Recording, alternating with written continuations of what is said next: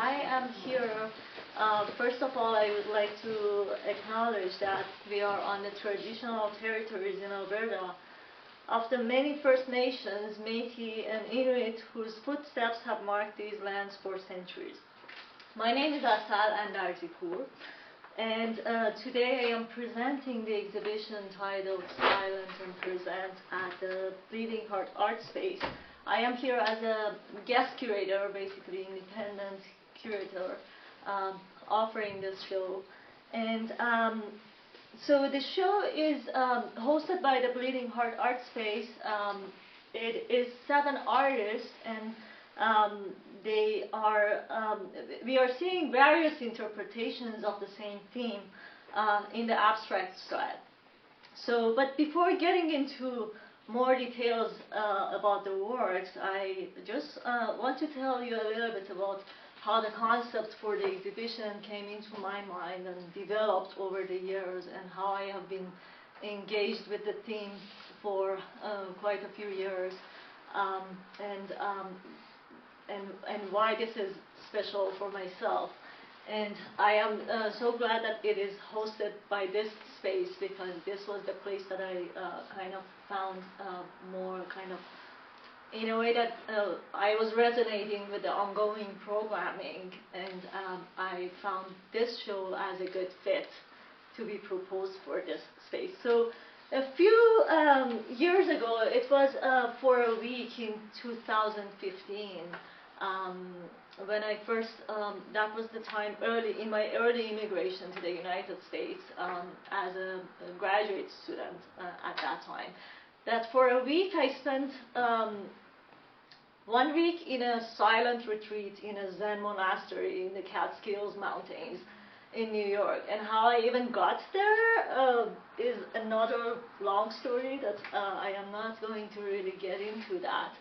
But the experience was so fascinating in a way that I never forgot about it. And it gave me some insight that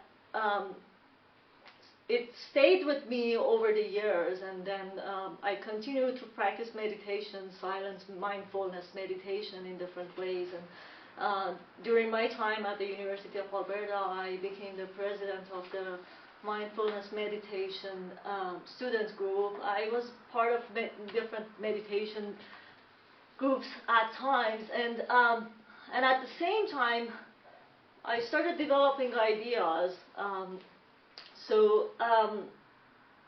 And then one thing I realized over the years was that, okay, this experience of stillness and pausing and being with the silence is not really just about tranquility and a sense of relaxation, and it's not really just one relaxation technique, because at times thoughts keep arising and emotions come up, and you would start to actually hear the voices and the noises that are in your head and are there on a daily basis, but you won't realize it until you actually stop and pause. And also, of course, my background was influencing it, and as I was looking back to my cultural heritage, Persian poetry. I am from Iran originally, so there was a lot of poetry, basically by Rumi, the famous Persian poet, who is not really belonging to a certain cultural context, and there's a lot of encouragement towards silence and pausing and reflecting in his poetry as well. So when I submitted the proposal for this show, my idea was to invite artists in response to a couple of questions of have you experienced certain moments of silence in which you have felt a sense of being present and being in there and feeling like you actually exist, and can you depict those moments in a non-representational manner? And my idea was to encourage artists to set aside their backgrounds while it is naturally informing their work, and submit pieces of artwork that are abstract and do not have any direct references to any religious or any spiritual practice. And through doing this, I was trying to bring together different interpretations of the same thing in an integrated manner that is installed in this room. So I also want to mention that the rise of abstract art as a modern phenomenon in the 20th century in the West, as we know it, has not really had been influenced by a long time before that, and it is rooted back into the prehistoric times. So abstraction as an approach, as a creative approach, has been there for thousands of years, and it has appeared in architecture, in geometric abstraction, in different ways, in craft, or especially in the sacred spaces. So we want to keep that in mind as well. And I also want to mention something else about why this exhibition is has a special place in my practice as an artist and a curator, because some of you who might know myself and my background and what I am most of the times involved with, whether in my artistic practice or as a curator, is heavily informed by my background as a woman from Iran, and I have been and continue to face collective trauma and violent events, and I'm talking about something that is not really unfamiliar for everyone in this room, as we are in this moment living in this world that really looks broken. And so I want to reflect by saying that silence is not about dissociating from the world, or these moments that we take a retreat from the world are not really about escaping from what is going on. It is just an opportunity for us to reflect and leave room so that we can go back to ourselves and make decisions based on our awareness.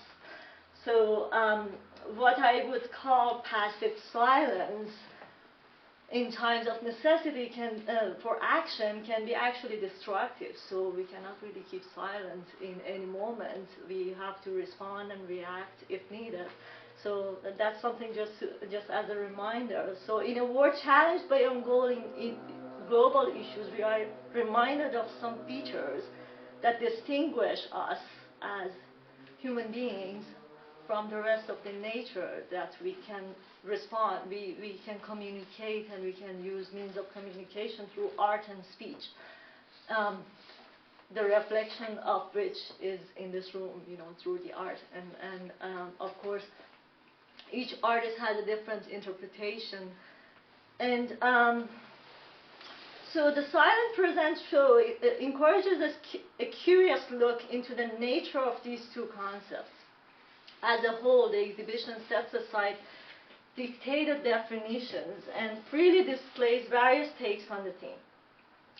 The realization comes from a place of being present in one's personal insight. I am grateful for the support of the Bleeding Heart Art Space and their wonderful team of volunteers, Pam Bergen, who is here, and Heather Ritz, her co-producer, have been great helps in organizing and all throughout the process. I also want to thank our jury members who have helped with the selection process, and they provided their insights into the arts. And I also want to thank Darren Kooyman, who is here, being one of the participating artists, but also he has offered his expertise in installing exhibitions, and this couldn't happen without him. And in the end, I just want to congratulate all the artists. I'm going to name them. They are all here. We have Rachel Hepler, and here are the names. Rachel Hepler, Darren Kooyman, Carla Lam. Where is Carla? Carla Lam. Riddhi Patel.